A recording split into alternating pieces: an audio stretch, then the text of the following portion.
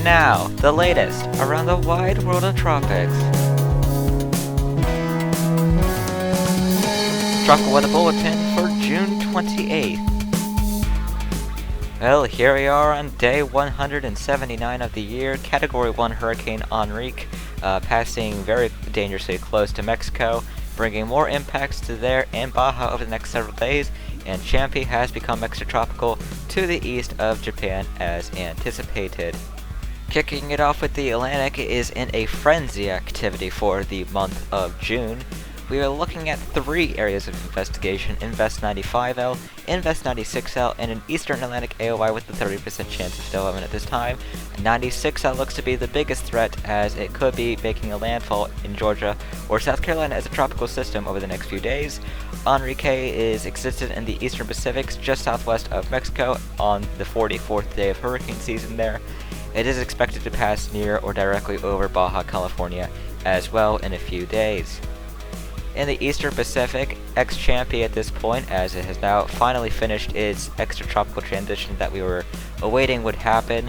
Nothing else on the radar for the next several days, so now that Champy is gone, really nothing is looking to form for now. In the North Indian Ocean, same story there, nothing going on at the moment.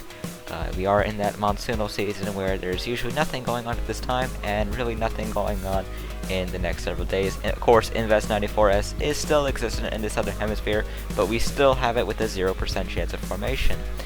There it is, the Atlantic. You can see 96L off a few hundred miles away from Georgia there, and then of course there's Invest 95L that's been passing in the main development region, and another tropical wave that will be coming out soon. Of course, you can see it's already come off of Africa. That could also become something in the next 5 to 7 days.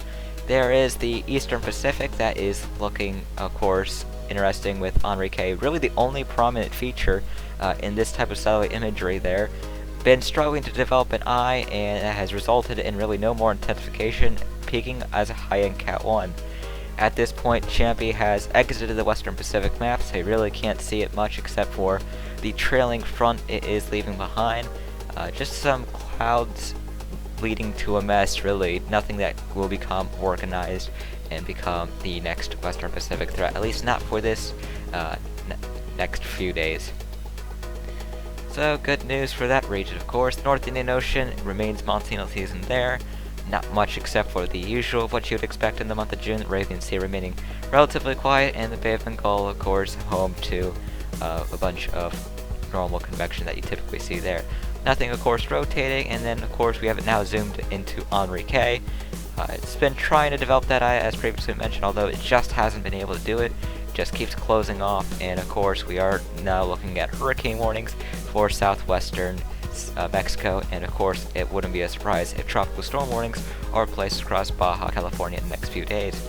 Here are sea surface temperatures across the region. Of course, the Eastern Pacific is home to 29 to 30 degree temperatures south of Mexico, but as you head into the western portions, that drops off significantly, and that will be what Enrique will be going into the next few days. The Atlantic, the main development region specifically, looking pretty good, as well as the waters for which 96L will be entering tomorrow, and that will be the main source of what will be contributing to its potential development. The National Hurricane Center highlighting that any more organization could lead to a potential tropical cyclone designation. There's the North Indian Ocean there. We're looking at 29 to 30 degree sea surface temperatures for a majority of the bays, and some areas that are slightly cooler, but not many, and it really doesn't exactly matter for right now, as no storms are expected to form there in the next few days. Although, of course, if the Western Pacific has the right conditions, something could form there, and it could become the next typhoon of the season. Just needs the right conditions for that in order to happen. With the southern hemisphere, it's practically winter there, so there really shouldn't be any development going on there, and it is supported by those lower sea surface temperatures, a large part of the basin at 24 to 26 degrees Celsius waters. Here are the sea surface temperature anomalies. That cold spell from the Baja coast all the way into parts of southern Hawaii really continues to take shape.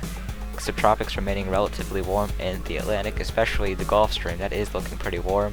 So unfortunately, it is looking that 96L definitely is tapping into some of those good conditions for it to develop.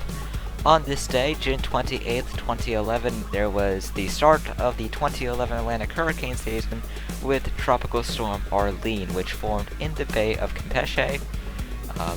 It did result in some damage in Mexico. Of course, the main threat there was the flooding that occurred. Nothing else was active on this day, but it was the start of 2011 Atlantic hurricane season, which happens to be one of the known analogs that have been given by some of the agencies for this Atlantic hurricane season.